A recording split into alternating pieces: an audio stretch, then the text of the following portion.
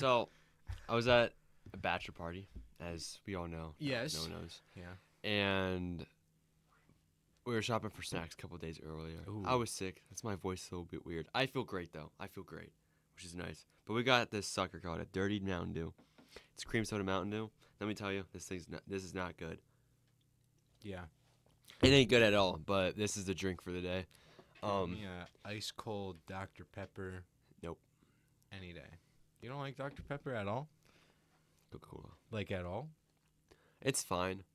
I mean, I had a buddy that we would watch some movies and drink. Think it was it Dr Pepper cream. I think it was. Cream Dr. Pepper. I think it was that, and that was good. Yeah.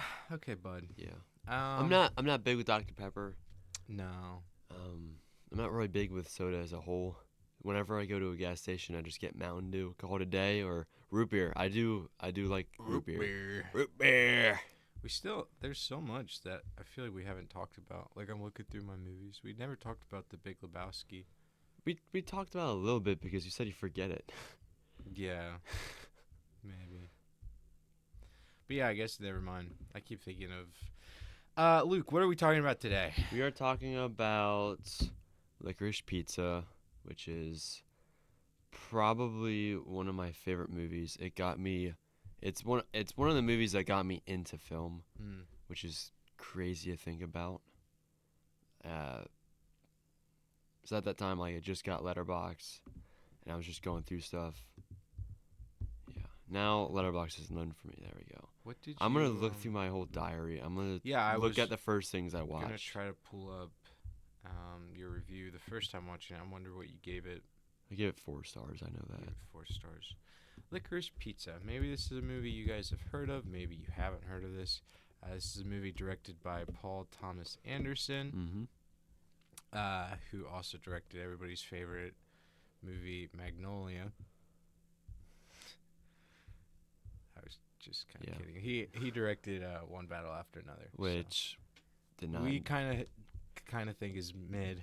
I like it, but I don't know. There's something about it. Okay, so the first movie I logged on Letterboxd was this 1974 Gone in 60 Seconds. But I did not watch it at that time. I just wanted to put a review down for it.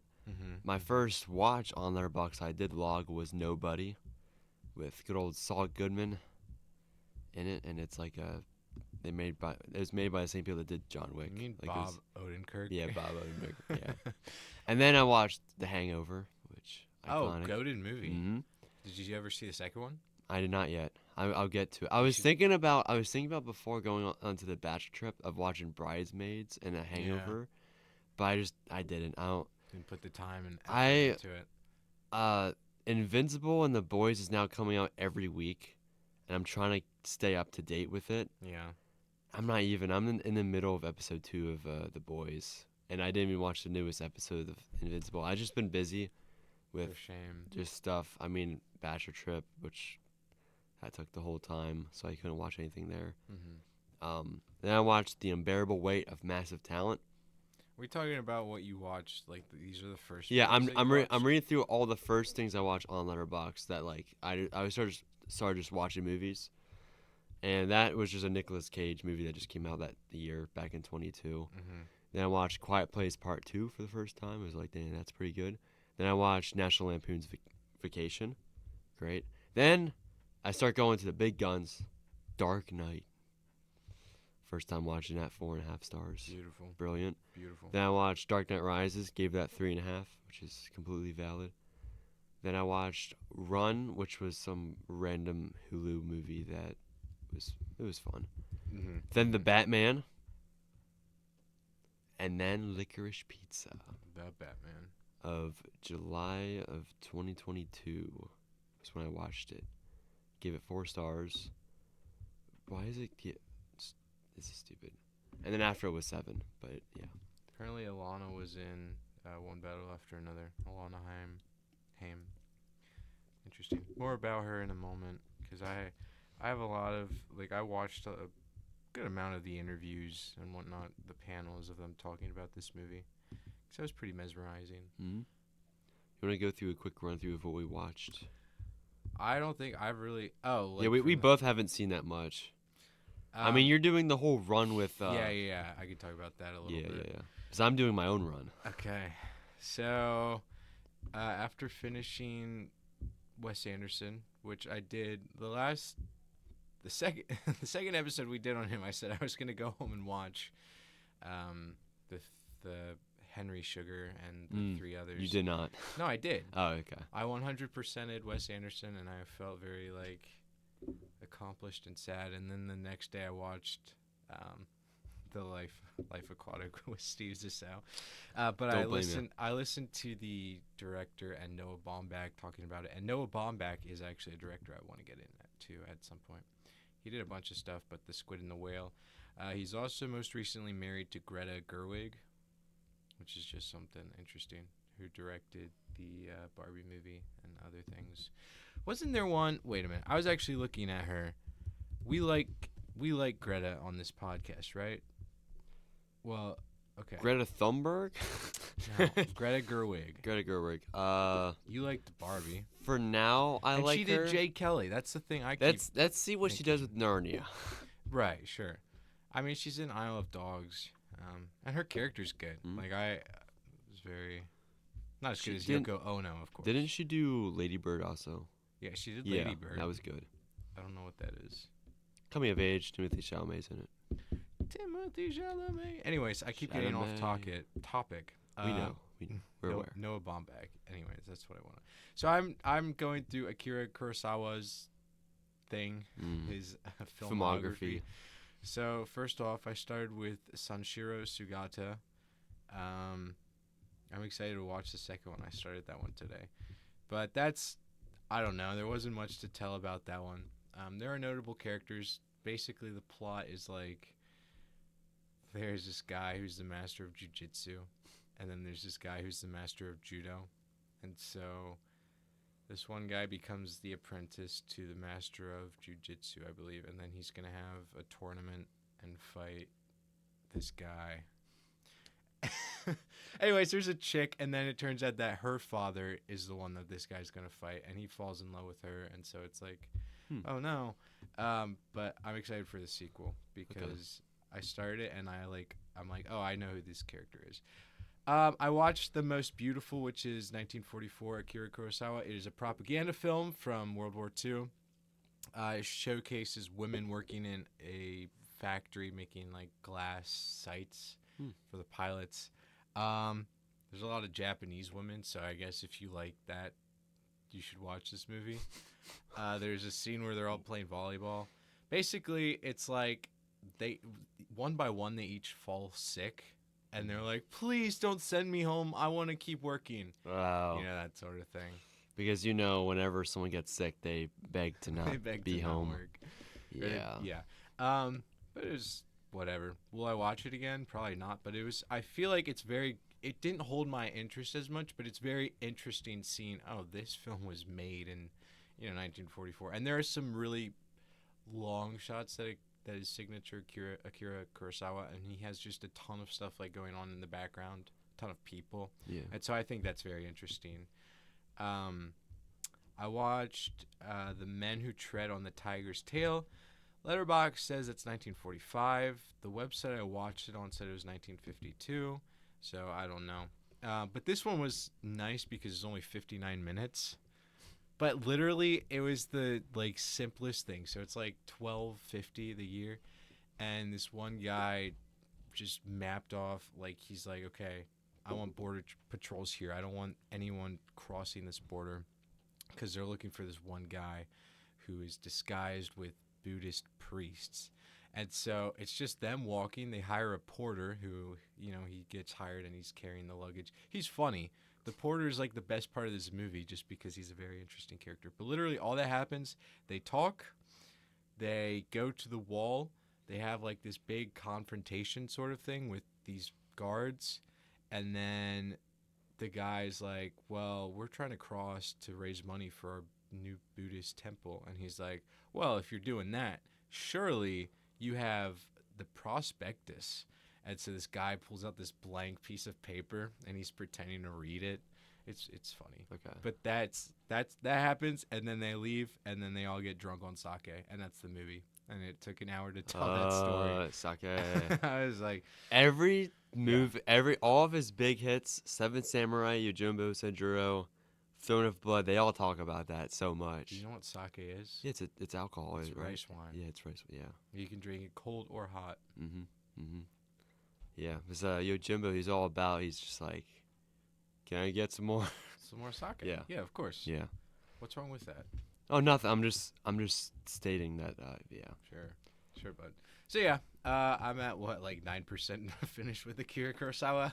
Yippee! Yeah. I'm not digging in as deep as you are, but there are a lot of his I still really want to watch. But first, as you're doing that, because that's gonna be a future episode. I So guess. I'm just kind of.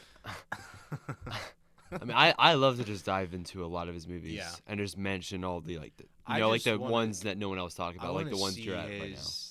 Evolution. Yeah, exactly. Yeah, I want to watch Dream so bad because that's his last one, but I want to watch like everything else before because I feel like you gotta respect him somehow, and that's what I'm doing with this director right now, who is a Russian director.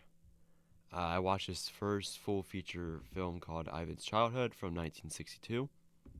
He made a short film previously in 61 that I do want to watch also. And there's 3 other random ones that I'm probably going to skip over. The next movie in line is 3 hours, so I think I might just skip that one just because I'm like, yeah, I don't know about that. Yeah. But the main reason I'm watching through this director, his name is Andrei Tarkovsky. Tarkovsky, yeah. Is it actually? What's his first name? Andrei, Andrei. Andre the Giant. And his most famous movie is called Stalker from 1976.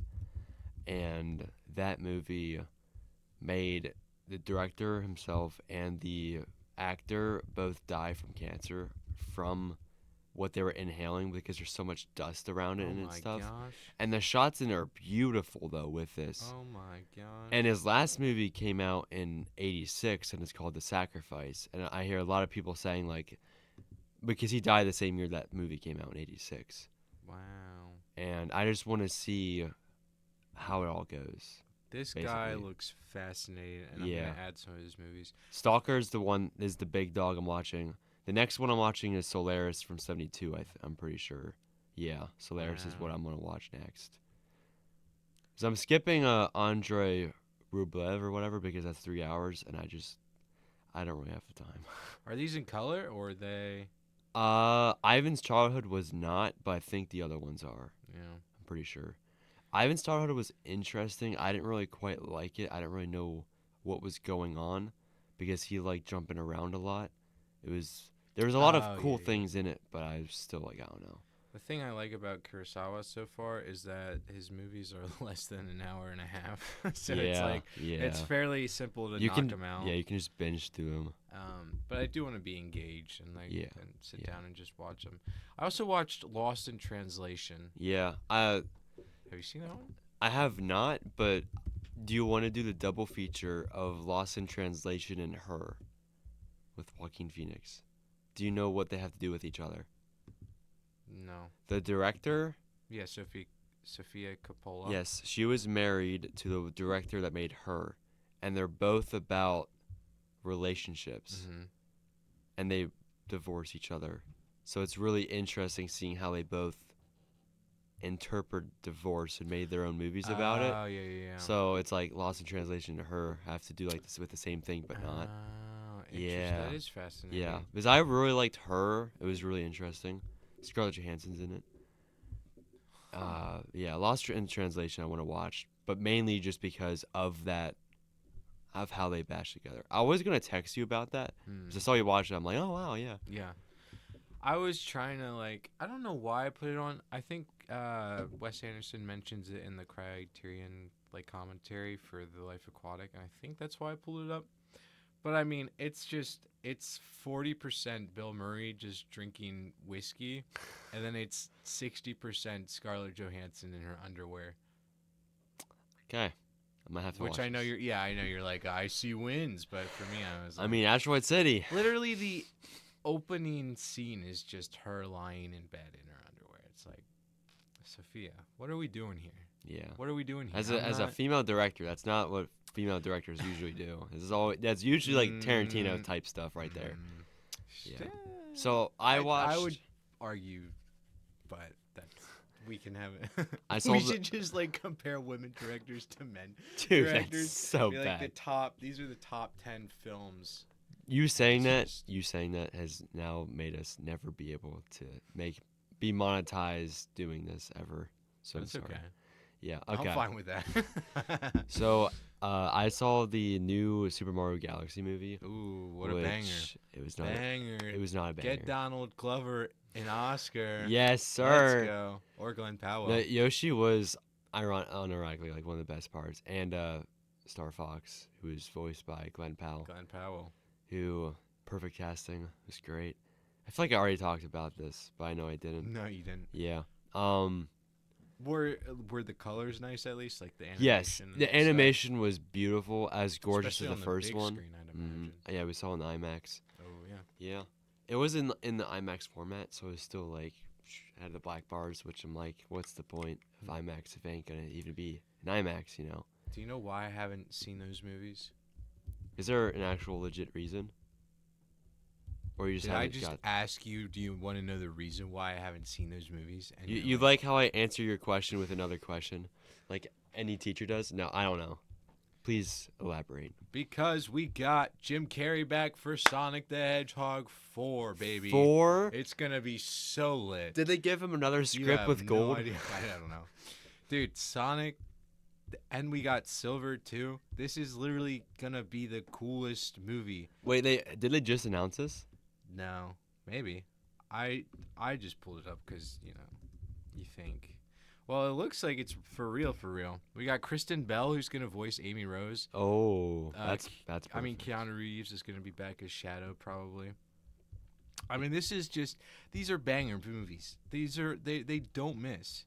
Next year, the countdown to chaos has begun. Sonic Movie 4, only in theaters, March 19th, 2027. So we got another 11 months. It's going to be so good. I mean, so you want to lock in for Mario but not Sonic? I mean, vice versa. Yeah, flip it. My bad. Yeah. Dude, these Sonic movies do not miss. They're all bangers. Okay, think about They're it. all Think about bangers. it. Yeah. Every other year, this is going to be like every year we're going to get one of these three. You ready for this? Sure. Minecraft movie, Mario, or Sonic. Because next year we're getting the Minecraft movie. And Sonic, I guess. Yeah. But like every April, one of the banger kids movies comes out. But the Mario Galaxy was not banging because it had nothing to do with Mario Galaxy. Like literally, you haven't even played Mario Galaxy. Yeah, but I know that you're walking on worlds and you hop across them all the time. Whatever, they barely do that. They leave the world. They're in space and like we gotta get Rosalina, and then they just find her. Wait, we had Brie Larson as Rosalina. Yeah, but and we had Benny Safdie. Yeah. You know who that is, right? He plays Joel in Licorice Pizza. Okay, yeah. He's that guy. Yeah. That's so fire. Bowser Jr. Well, see, what I want to know is how much money they're making from this, if they're going to make a third one. I mean, I know the first one made $1 billion. Yeah. And this one should make $1 billion too, because I mean... I guess everyone's... And the first one was really good, though, for what it was. And now the second one's like, I don't know about that. Yeah, it's still doing well. I mean, $629 million so far. So obviously, I'd imagine that they will make a third one. Yeah, and I mean, I hope they do because, dude, I swear, if this Even though you didn't like the second one, if this gets canceled, and they don't do a Smash movie, that's what this is coming to. Because they're literally going to do the Avengers thing of like doing this and this. So I hope they do a Luigi's Mansion movie. Never played Luigi Mansion. I think that would just be dope, like stuff like that. And then Mario Sunshine or Mario 64. Dude, Mario 64 as a movie would literally have me crying in my chair. I'd be like, yo, everything is too real. Yeah. Okay. I go around and just jumping through pictures. I also watched Mamma Mia, which is like the most white girl musical you can think of. But let me tell you, it's a banger. It's a banger. It's a certified banger. It's really good. I've heard controversial things. Why? I mean, where? How? I don't want to get into it. Okay. But anyways, Sonic 4. Apparently we got silver. That blows my mind. Because the end credit scene of the third one, you saw... You see Amy? You saw Amy, but you saw Metal Sonic too. Oh, yeah. And I was like, dude, each one is just going to be more peak. I'm telling you. And did you see any of them? Yeah. I saw the third one in the theater with Corinne. I don't believe you. I feel like we've talked about this before. You look on Letterboxd. Every movie I have them rated at. Then why do I feel like you haven't talked about them? I just don't talk about them much because I want to talk about real films. I feel like I went on and on about Sonic before, and you were like, "Whatever, man. Star Wars: The Sequels is peak," and I was like, "Don't rage, baby." Like that. You're the one who would say that. No, I wouldn't. Yes, you would. When I finished the Star Wars book, which by the way, I saw Revenge of the Sith. It's already banging, really good. Okay. You finished the first one. Yeah, I finished the first book, which was good. Oh, I finished. So when I get to that, yeah. When I finish that, you'll just see me start logging Star Wars movies, and you know what that means. I have to follow suit. Yep. Anyways, should we talk about what we're actually supposed to talk about? Yeah, I feel bad for the viewers because they never make it this far. I mean, our average listener rate is 30 seconds, so everyone's long gone by now. You know how we should have opened this podcast with an intro. With the first line. No, there's a couple banger lines from this movie. Yes. The what's the one about the penis? What does your penis look like? Yeah. That would be a good way to open. Look like. That's literally That's great. I like when she's then running. You're Jewish. Yeah. I like when she's running and she's like, "Frick off, teenagers." Oh yeah. That's a banger line. Mm-hmm. So when I first watched Licorice Pizza, I had bought it at Walmart. I can't remember if I bought it or I stole it. I probably bought it. Don't say that on air. Don't say that on air. Yeah, this is my cousin. Now he gave it to me. Well, that was after COVID. Yeah. So that's really when they started cracking down. So I probably bought this. Just to clarify for everybody. You didn't steal anything. I've never stolen anything from Walmart, of course, or anywhere for that matter. Garbage. But I bought Licorice Pizza. I don't remember why. I don't know why. Maybe it was the only movie you could get around to steal. So this was, I didn't steal it. So this was 2021, right? How close is Walmart with the release dates? Because how. It depends on the movie because Running Man came out in November and the physical release of it was end of March. That window. The Running Man. Good movie. Yeah. So I was thinking about buying that, but I was like, it's coming out in March. But other movies, I feel like it's a hustle. So I guess it depends on what movie. But this came out around COVID time. Yes. So with how screwed up theaters were, it probably was shot out a lot quicker. Yeah. Perhaps. I'd imagine. Yeah. But I watched this movie on my little monitor at home, the one I would use to watch Fantastic Mr. Fox, and I was bored throughout it all. I didn't understand this movie. I was like, this sucks. This is garbage. There's no plot. I don't know I'm waiting for something to happen and nothing's happening. That was 5 years ago. And then I rewatched this with Luke. We were cuddled up, and I kind of looked over to him. He was on my lap. I was like, this is a really good movie. And he's like, I think so too, Pookie. We kind of cuddled, got a little closer. Give you a kiss on the cheek. And then we went back. And I was like, this is a good movie. Yeah. And then I got it from the library and rewatched it because... You get in DVD or Blu-ray. There was so much I wanted to say about this movie.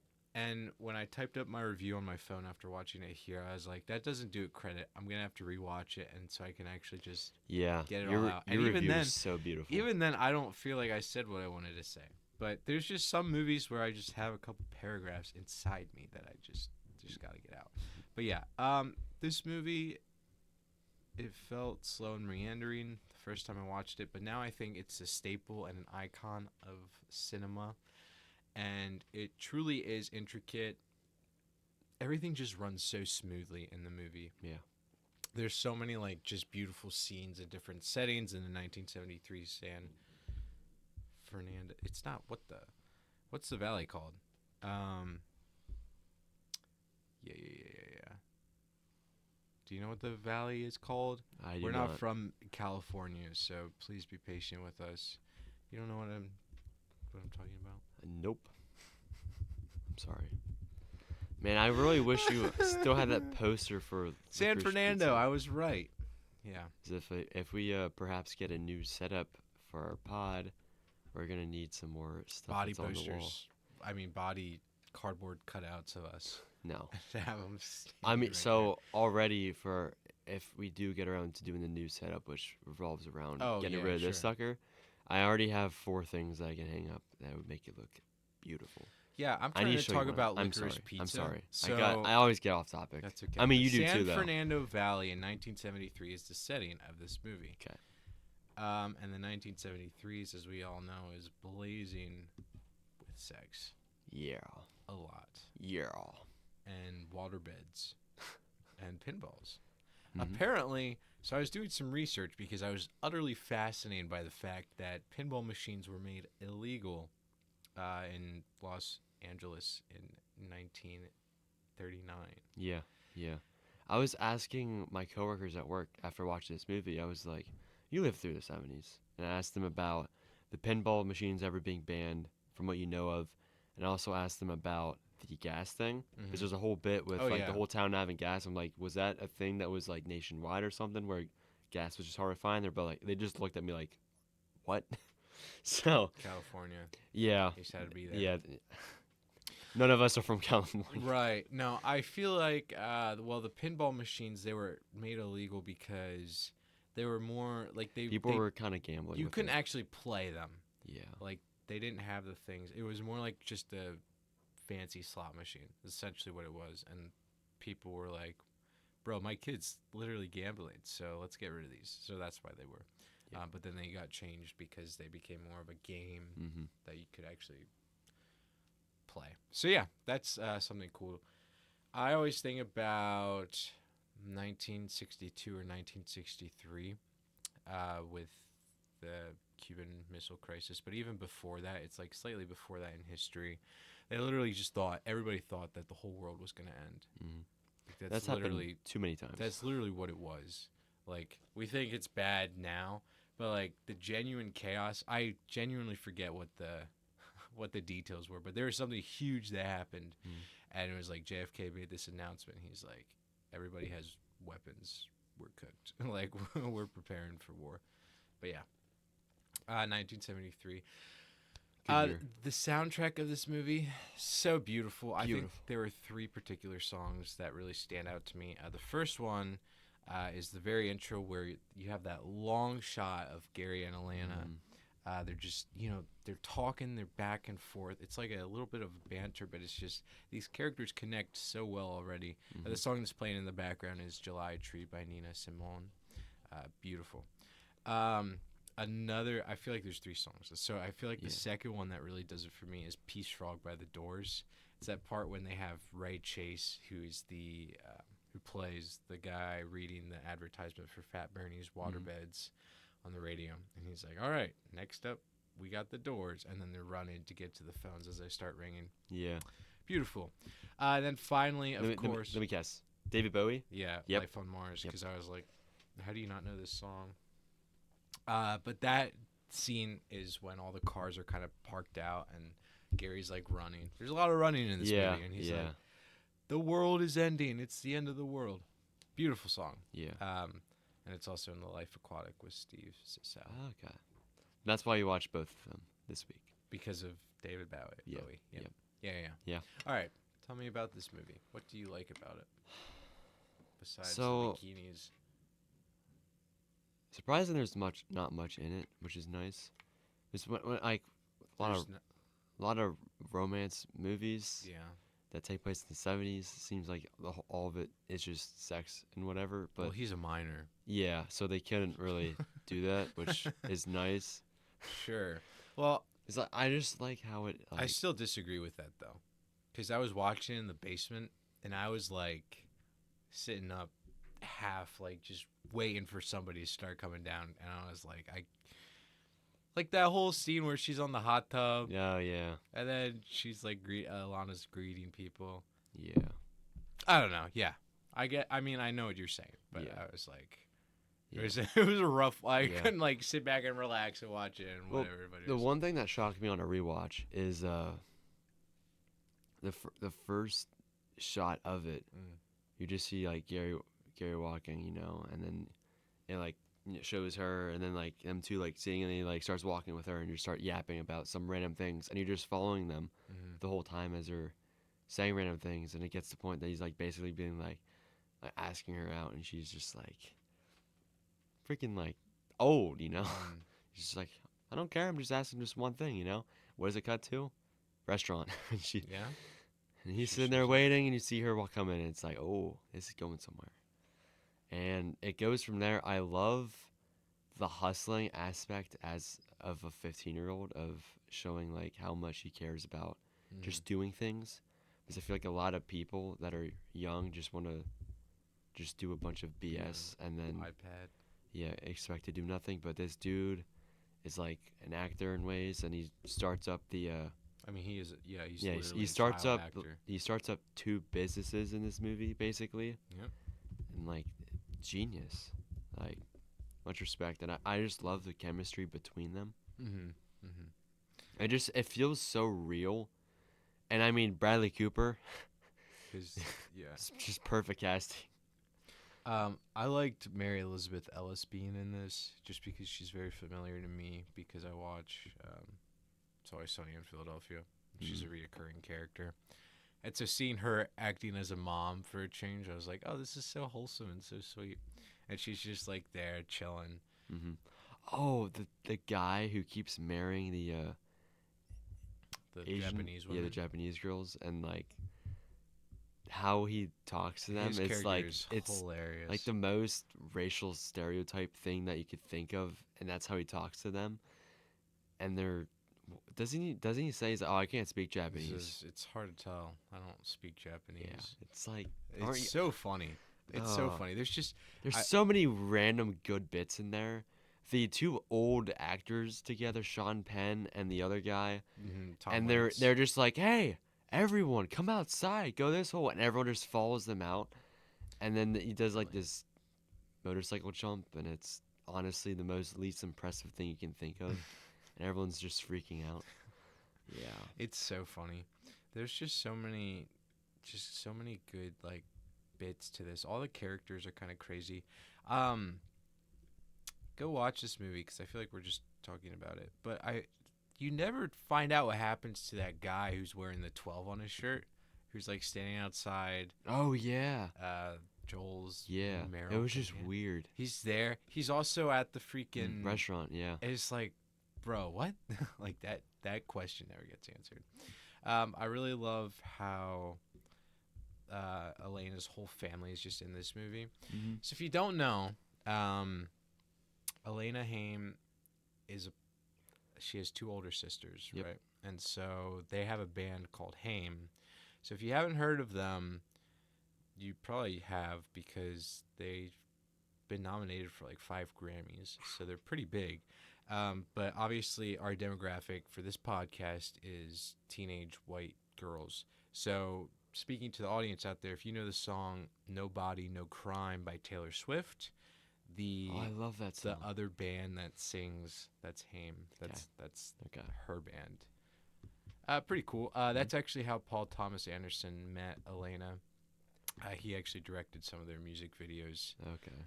And her mom taught him art class when he was a little kid in preschool, I guess. Huh.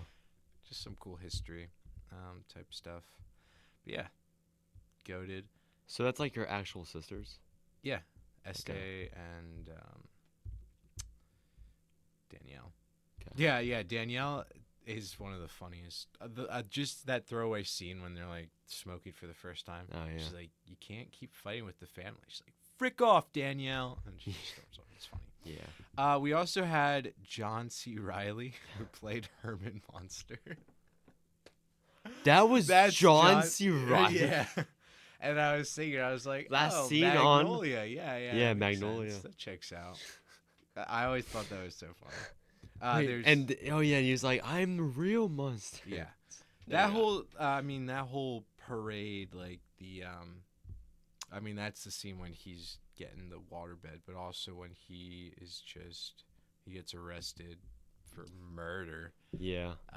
That whole scene, it's like so intertwined. You know what I mean? Like there's so much detail, but it runs so smoothly as well.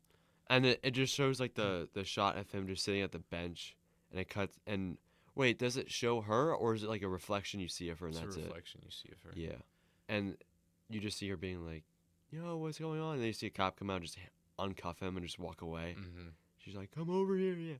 And they both, guess what? What do they do when they walk out the door? They run. They hug. Yeah, they hug and then run. Yeah, running is a theme that is reflected oftentimes in this film. Mm-hmm. But it's good, like, bonding. They just look so good running. And it feels good to run every now and then. Yeah. It just doesn't feel good to stop and catch your breath. Yeah. Yep. Of course, we have a beautiful performance by Bradley Cooper, who is easily one of the greatest parts of this movie. Yeah. Just the way he walks. Yeah. When he gets back in the truck with them, and he's just like, it's out of gas. But you see him walking up the hill, and it's like, oh no. It's like, what did they just... That's easily the most tense just moment of the movie. Yeah. With Bradley Cooper's character, and I think it's just... his character is so funny. Yeah. He's just like, how he says it with a straight face, too, but he's like, you know what I'm going to do with that excuse? Shove up your penis hole. You think it'll fit? Or he's like, I'm going to choke your brother out right in front of you. Yeah. It's just like, that's a one-liner I'm adding to my vocabulary. The penis hole one? No, I'm going to choke your little brother out right in front of you, bro. It's crazy. I think another one of my favorite parts of this movie is Harriet Sansom Harris, who plays Mary Grady, the talent agent. Mm-hmm. When Cooper's like, Gary's like, Alana, you have to just say yes to everything. And she's like asking all these questions. Yep. But she just has these weird lapses where she's like, your nose is very Jewish. Or she's like smoking a cigarette. And she's like, you're a fighter. You're a fighter, aren't you? Yeah. That she's like trembling a little bit. Even that whole phone call that she has where she's like, no. And then she just starts laughing. And you're like, what happened? Who knows? Yeah. Great part of this movie. I like this scene though when she's saying yes to everything, and then they're like, "Would you do nudity for a movie?" And she says yes, and then Gary just looks at her and is just like, no. Yeah. Yeah. She also smokes a cigarette. There's a lot of people smoking cigarettes in this Even movie. Gary smokes. Gary smokes. It's a right 15-year-old smoking. Gotta start him young. Cool. Lifelong customer, baby. You could pull a Bill Murray and smoke two at once. If you smoke those, you're going to throw up. These cigarettes right here. Oh. Yeah. That was so hot, too, when he blew the smoke in her face. I was like, I would fold immediately if that was me. If a girl blew cigarette smoke in my face, fold in. Shy, cut that out. No, don't cut that out. No, it's just, I know it's a weakness, so obviously it's never gonna present itself as a problem. If only you still smoked, they could do it to me. This movie has like just so many different arcs. So obviously the motorcycle scene with Sean Penn, beautiful. You don't even really you didn't recognize Sean Penn. Yeah, I didn't think it was. I was like, that looks like the guy from One Battle After Another. But you like black girls. Sean Penn is also in The Secret Life of Walter Mitty. Mm-hmm. He's also in Mystic River, which I'm going to watch this week. Besides the point. He in Indiana Jones? What Sean am I thinking of that was in Indiana Jones? What are you on? Shia LaBeouf. No. Close enough. Shia LaBeouf was not in Indiana Jones. I don't know about that. Sean Connery. He plays his dad. Oh, that's what I'm thinking of. Isn't Sean Connery like in everything else? Well, I mean, he's dead. He Yeah. died. He was in A Bridge Too Far, which was pretty good. He's in Goldfinger. Mm. Was he a James Bond? I think he was one of them. You Only Live Twice. Is that James Bond? Yeah, that's James Bond. The Untouchables. The League of Extraordinary Gentlemen. Mm. Raiders of the Lost Ark. Okay. Wait. A Bridge Too Far. Yep. Murder on the 1974 Murder on the Orient Express. OG. Highlander 2. 1998 The Avengers. The First Great Train Robbery. Have you seen that? That's 78. The Molly Maguires. And a couple others. Okay. But what does this have to do? No. Licorice Pizza. Yeah. Licorice Pizza. Why Great is the movie called Licorice Pizza? Because of something that smelled like licorice pizza, or looked like licorice pizza. What was it? Vinyls. How did it? Yeah, vinyls. LPs. Okay. Yeah. Back in the day, there was a chain store that sold CDs and LPs, and it was called Licorice Pizza. Does it exist anymore? Of course not. Because who buys CDs? Nobody in their right mind. Yeah. But this movie is just a lot of Take your time. coagulated. A bunch of compressed scenes pressed together, and the story expands and weaves throughout them. One of my favorite arcs is the closing arc, where Alana works as a secretary, a volunteer for the mayor, Joel Walks, who's played by Benny Safdie, who is apparently gay in this film. He has a friend, Joseph Cross, who plays Matthew. I normally don't like gays at all. I think I said that in the thing I said, the review. If you want to cut that out, you can. I'm not cutting that out. That's on you. Okay, I'm saying it again. I don't like gays. I'll be honest. But this whole I don't like gays. This whole Will, like from Stranger Things, don't like him. This whole thing. Elton John. I just learned David Bowie was gay the other day. Like, I did not know this. Unfortunate. That's not the point. This is not the point that I'm trying to make. The point I'm trying to make is that Joel calls Alana and he's like, do you want to get a drink? And so you think, oh, there's going to be like some romantic things with them. I could see that happening. She shows up. He's eating dinner with his gay lover. And he's like, I got to keep up appearances. They don't want to, I can't tell everybody that I'm gay. So Lana, this is your new boyfriend. Walk home with him, basically. So they walk home together. They've both been crying. Very sympathetic moment. Yeah. Hold a passionate hug. Very wholesome. Just two people bereaved and grieving, just comforted by one another. And I thought that was very touching and very well done. Mm-hmm. And then that's when it ends pretty much, because now Alana and Gary are running towards each other. They're looking for one another. Mm-hmm. Arms pressed out. Such a really sweet scene, too, because he's looking for her at the secretary office, but she isn't there. She's at the restaurant. And you see her running to the arcade, the pinball store. He isn't there.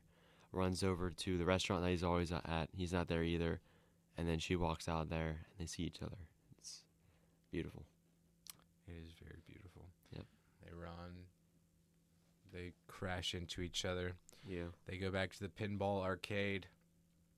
And he says, everybody, I'd like to introduce to you Alana Valentine. Mm-hmm. She says, idiot. She storms off. And then they kiss. Yeah. And he says, hi. And she says, hi. And then they're running. Peak writing. And then they're running. Yeah. And they're holding hands. And she says, I love you, Gary Valentine. Mm. Boom. Very touching. Roll credits. What happens next? Yeah. Are you going to write Licorice Pizza 2? No. I think you could. Sequels should not happen. Ever. Ever. Name one bad sequel. 22 Jump Street. You can't. Check. Fair point. Mate. You haven't even seen it. No, I haven't You seen haven't either even of seen it. them. You want to watch it? Do you want to watch? Do you want to watch the first one? Maybe. Are we watching a movie today? We can. We have time. Mm-hmm. Because I was kind of worried if we didn't have time, but we have plenty of time. Mm-hmm. Back to the Future Part 3. Banger. Bad sequel. Parasite? You want to watch Parasite? I was just thinking about Sound of Metal the other day. We never talked about that one. Yeah, we were going to do an episode, but we kind of canceled. You got Arrival. You got Lawrence of Arabia. And Clint Eastwood collection. I got a Clint Eastwood director's collection of movies he directed. Good. I was going to say. You want to guess which 4 are on this? Let me pull that up. I actually have no idea. Just look at the back because you're going to love this. We got Letters from Iwo Jima. Mm-hmm. Academy Award winner. Mm-hmm. We got $1 Million Baby. Mm-hmm. Everybody knows this one. I haven't seen any of these. There's an episode of It's Always Sunny in Philadelphia based off of that. Okay. Mystic River. Which I'm going to watch probably this week. Lawrence. Very excited. Guides Sean Penn, Tim Robbins, Kevin Bacon, Lawrence Fishburne. Yeah. So all look like bangers. And then we got Unforgiven. Yep. Gene Hackman. Mm-hmm. Wow. I was literally just going to buy Mystic River for $10, and I found this for $20. I'm like, ooh, I'll snag this instead. Yeah, they all look interesting. Yeah. Because, I mean, $1 Million Baby is definitely, like, the most popular one, I'd say. But I still haven't seen that one. Mm-hmm. Let me see the Lawrence of Arabia, please. Yes. Por favor. And Arrival, I'll watch this week, too, because it's been so long since I've seen it, and I've seen, like, edits of it, and I'm just like, I need to see it again. Lawrence of Arabia makes me think of that one mission in Battlefield. Which Battlefield? The first one. Battlefield 1? Yeah. Oh, yeah, because I do have Battlefield 1. You have it? We should play that. It's right up on the shelf. We should play the first mission when you play as Lawrence of Arabia. This looks so cool, actually. Yeah. We should do this and then the commentary. Dude. Could you You're imagine funny. watching a commentary on that? Oh. It's going to be like 5 hours, bro. Yeah. But I'm excited. That'll be good. I'm trying to see if there's any movies on my lists that I just haven't talked about, but I don't believe I mean, do you want to do Sound of Metal for like 20 minutes? Or not? If I remember it. That's a fair point. It's been. I should just. Why don't we just rewatch Baby Driver today? Because you have it now. So. No. I know what we're watching. Maya Hawke, by the way. Yeah. She has music. Her new album's coming out soon. Yep. I know what we're watching. We're watching Jojo Rabbit, and I'm not specifying anymore because that's going to be our next episode. Great. I always love seeing Hitler on the screen. I know you do. You're going to have to cut that out. No, I'm not. You have Nope. to cut that I'm not cutting that out. Cut that out. You tell me to cut out you joking about Hitler when you literally said with the most sincere in your voice that you don't like gays. You said it now. I'm quoting you. Sound of Metal. Yeah. As a kid, I used to have really bad hearing. Yeah. And I had to get surgery for it. Do you like have scars in your ears from it or something? I assume so. Yeah, they had to like put tubes in them. Something. So like you have like artificial tubes in your ears right now? I did. I think they took them out. You think? I don't know. I was like 6 or 7, bro. Okay. Sorry. Yeah. I'm tired. So that movie resonated with you a lot then because you know. I know like the test that he was doing near the beginning where it's like repeat after me. I was like, frick my freaking Chungus life, bro. I just went right back. I was like, I can't. Yeah. Great band, I'm sure. I did not like their music. No, I know you didn't. Yeah. Did you? Because I mean, it was like, It's great. He's just. I mean, I love his drumming, but it was the vocals and guitar that I'm like, this is kind of ruining it. What's the guy's name? Riz Ahmed? Ahmed or something like that, yeah. I really liked him in the Phoenician Scheme, which we should do an episode about that. Stop. Oh, he's in Hamlet. Yeah. And Venom. That's so funny. He's in Nightcrawler with Jake Gyllenhaal. That's a good one. That's not how you say his last name. That's exactly how you say it. He's in Rogue One. I guess. Probably plays somebody who just gets killed. Doesn't everyone? Yeah, exactly. That's the point. There's no way, bro. No way. He comes up with the weathering with you. I guess with dub, maybe. It's an anime film. What would I know? You know ball, bro. You know another thing I like about Licorice Pizza, though? Tell me. I mean, we kind of talked about it before with, like, they couldn't really do anything because, he said he was 12, that type of thing. Yeah. But I really like the scene when they're laying on the waterbed together, and she's, like, not, like, out cold, and he's, like, about to get handsy with her, and he, like, controls himself. Because I feel like a lot of dudes just don't have control, and he's a child, and he's like, you know what, I'm locked in. You need to rewatch that scene, because that's not at all what happened. He literally, like, reaches over. Yeah, and he... Okay. Please all right. Tell me I'm wrong. He touches her nipple. He, like, rubs it a little bit. No, he does. He yes, almost he does. No, he does, bro. He almost. And he's looking down at her underwear. Anyways. So I guess it was wrong. I keep thinking of that scene from Babylon when... Which? when I forget who she's fighting against, Nellie Leroy, but she's like, she's icing her nipples. Oh yeah. And I just like always think of that scene. Put that in the quote book. In particular with this movie, because you see Alana's nipples a lot. Yeah. Does she know what a brawl is? Respectfully. Well, it was the 70s. So yeah. First wave feminism, or second wave at that point, I guess. Yeah. Where has that been recently? Third wave feminism is more recently. But here's what I realize. Feminism, in order to become a self-sustaining movement, it must always accomplish something, even when it doesn't want. So in order to not be noted as obsolete or irrelevant, they're just always going to be pushing to put women in men's positions, because there always has to be something. Oh, they got the things they wanted, but they can't settle down now, or else their whole movement becomes obsolete. Okay. Does that make any sense? Yeah, that makes sense. Yeah, it's like you always have to conquer something else. Yeah. There's no settling down when you're having a movement. Yeah. Just food for thought, Food for thought. Yeah. A lot of food. I'm gonna get another Dirty Mountain Dew probably. Yeah, I bet you will. So good. Why would you torture yourself like that? That's a good question. Sound of Metal is a good movie. I guess it's Criterion. Bro, what? I guess it's Criterion. I have it on the shelf. I don't think it deserves to be Criterion. But really? It's good, but it didn't. What do you think of the sound mixing with it though? Because I feel like that's what truly made it so immersive.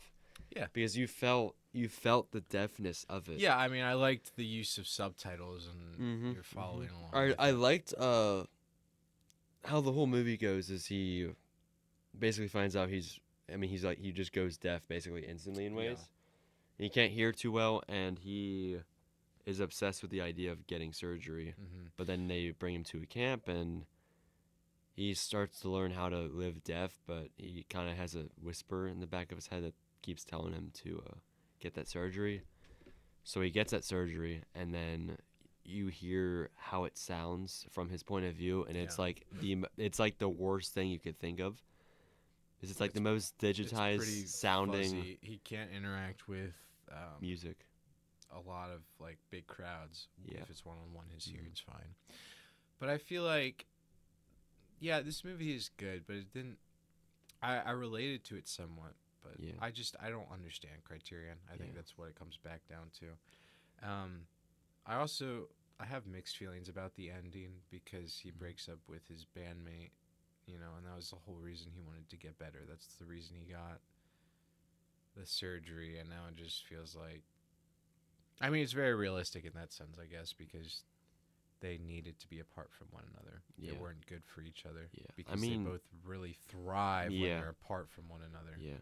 The scene, though, when she's singing with the piano going, and you hear how beautiful it is, and then it cuts to what he's hearing, and it's like gut-wrenching, because he can't experience it. He can't experience it. Yeah.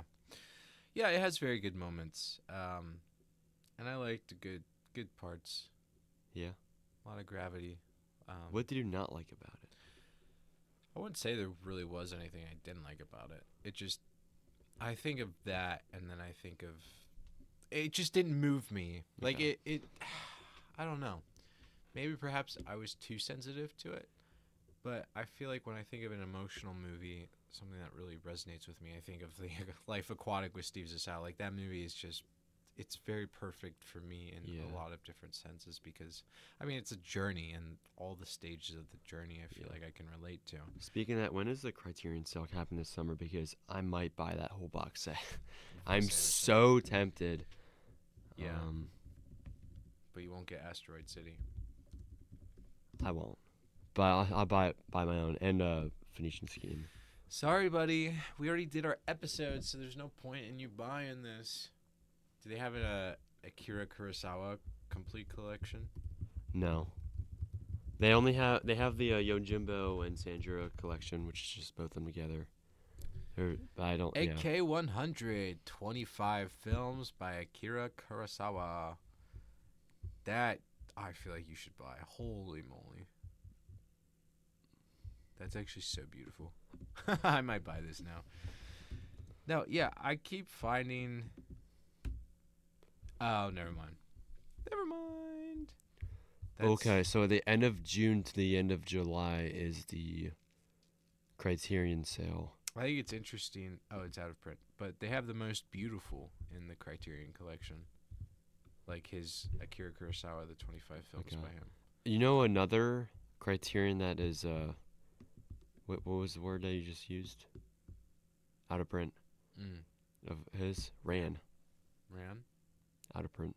If I wanted to buy on eBay, it's like $100 used. Yeah. And it's a DVD. Yeah. From the old days. Yeah. Yeah. But you have Ran. Yeah, I got it's from Studio Canal. The Blu-ray must look elegant. Oh yeah, it's beautiful. It's stunning. King Lear reference. King Lear. Beautiful sound of it closing. King Lear, by the way. To anyone who knows Shakespeare, that's the story of King Lear. Oh yeah. I know you're a big Shakespeare. Yeah, definitely. I do want to rewatch 2015's Macbeth though. So that was great. And Hamnet. I have to see Hamnet because that's based off of what Shakespeare About that saw. Romeo and Juliet with DiCaprio? Yeah.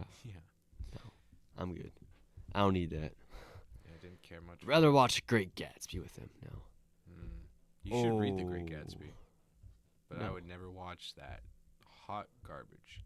It's hot, all right. I'm going to tell you right now. Tell me. I am not a big fan of that director. Who? Your mom. Who's of Gatsby? Yeah. Well, who's Baz director? Luhrmann. Let's see what he's done. Well, he's done Elvis. Oh, he's the he Elvis literally nerd. did the Romeo and Juliet 1996. That's so funny. Wait, he did both of them? Oh wait, no, never mind. That's actually so funny. He did that. You know, the big epic Elvis Presley in concert or whatever? Yep, that just came out. Yeah, this dude might like Elvis. He's doing that. Yeah. He didn't really do anything much, really. Respectfully. Yeah, he did the 96 one. That's funny. That is really funny. And he did Elvis, which I did not like, but we've talked about that before. Yeah. I thought it was not bad. Romeo and Juliet has Paul Rudd in it. What would he be doing? He's Dave Paris. Who is that? Yeah. I like that they all have guns, but that's about it. They're all strapped. Everybody gets a Glock, except the interns. They all share one. Hear me out. What if we do what if we stay up the whole night and watch every single Shakespeare movie? All the Romeo and Juliets in one row, and then we watch all the Hamlets, and then all the... Are we including Romeo and Juliet? Yes. That would be the first one we'll watch, just so we start on a high note. Have you ever seen Romeo and Juliet? No. Dude, it's so good. Is it actually? Yes, it's peak. I'm sure it is. Yeah. I think we should do a Transformers kick. Watch all the Transformers. Actually? No. I don't know. Don't stop. Can we watch Holes? Do you have Holes? I don't have Holes. Frick, man. I want to watch Holes. What else? You have Memento, right? Yep. That's one. I actually watched... if we do watch that, we got to get Luke involved, too. I watched the first 20 minutes last night, as I was eating my food. Have you seen it before? Yeah. Okay. And then I finished my food, and I was like, well, I'm not really in the mood to watch Memento. Why did I? And so I turned it off. But it was fun while I was watching it. Yeah. I'm trying to think of what else you have. Snowpiercer. Is there anything showing this Tuesday that's good? Tuesday. Tuesday. Let me check. I just find it funny we're still recording as we're just like making plans and stuff. Yeah. But we're just vibing. Nobody's. Well. Staple it together, we call it bad weather. Staple it together. This guy, I mean, Akira Kurosawa, he's just putting movies out left and right. Yeah. If he didn't die, he'd still be making them now. I mean, he did like 2 in 1 year. Yeah. He was He's probably locked in. Probably got up more, yeah, I mean. Blade Runner's playing tonight. Which one? OG. Bro, I'm going to tell Jerry you right Maguire's playing tonight also. I'll tell you right now, I would be passed out in a good way on that. Are you sure? Project Hail Mary tonight. Go see. Yeah, but it's not IMAX. Yeah, it's true. It's coming back in IMAX in 2 weeks, though. Good. I'm going with Korean for that. Let's see what's happening Tuesday, shall we? Staple Tuesday. it Jerry together, Maguire, call it great movie. Citizen Kane. Nothing good. I mean, the drama with Robert Pattinson and Zendaya, if you want to watch that. No. The Super Mario Galaxy. Project Hail Mary that night. Sonic 4. Sonic. Hoppers and Scream 7. Hoppers. I do want to rewatch The Long Walk now. Really? Now that I know Cooper Hoffman, yeah. Mm-hmm.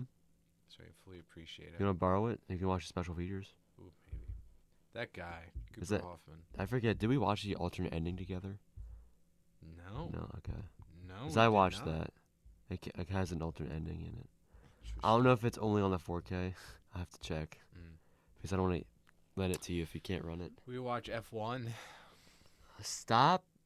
You speaking- I'll watch F1.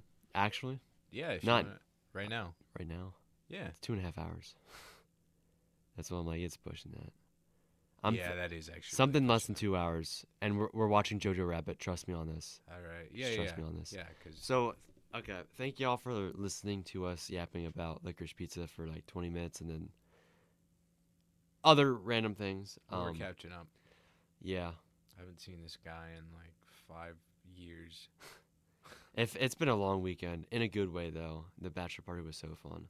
But like being away and just doing stuff the whole time, time feels so slow. Yeah. Which is great. So I usually feel like when you're having fun, you look at the time, it's like, oh, it's already like 6 p.m. Like, dang it. But now, like, we're already doing stuff. I look at the time, it's like only 12. I'm like, Oh yeah. great day. No, I mean, Dude, we walked through a tunnel that was a mile long.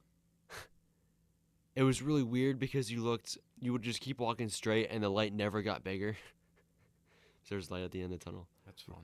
I thought it'd be really fun to like not like do a podcast, but like do like a video of you walking through the whole thing and just have like a really deep conversation about like how the light's always there and then like get to it and like as you're talking about it, like getting closer to it and then like walk out on the light, but like thanks for listening. Or something. I don't know. Well, how far is that tunnel? You gonna go back? Right outside of West Virginia and Maryland. Like it's, I mean, only like 3 hours max, I'd say. It's called the Paw Paw Tunnel if you want to look it up. The Paw Paw Tunnel. Yeah. How do you spell Paw Paw? Is that PAW twice. I wasn't sure if it was that. Paw Paw Tunnel. Yeah.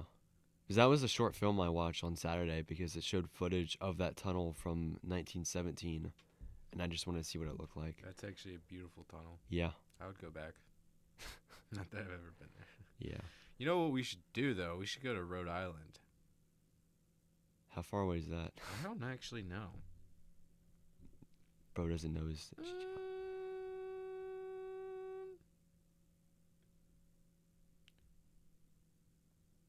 It's about a good 6-hour drive.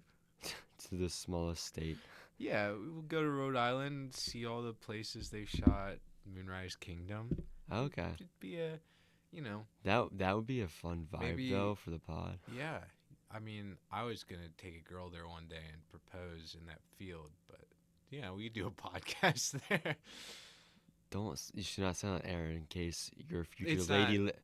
In case your future lady listens to all of our episodes to know you better. What episode is this gonna be? 28. Yeah, so just remember that. Okay.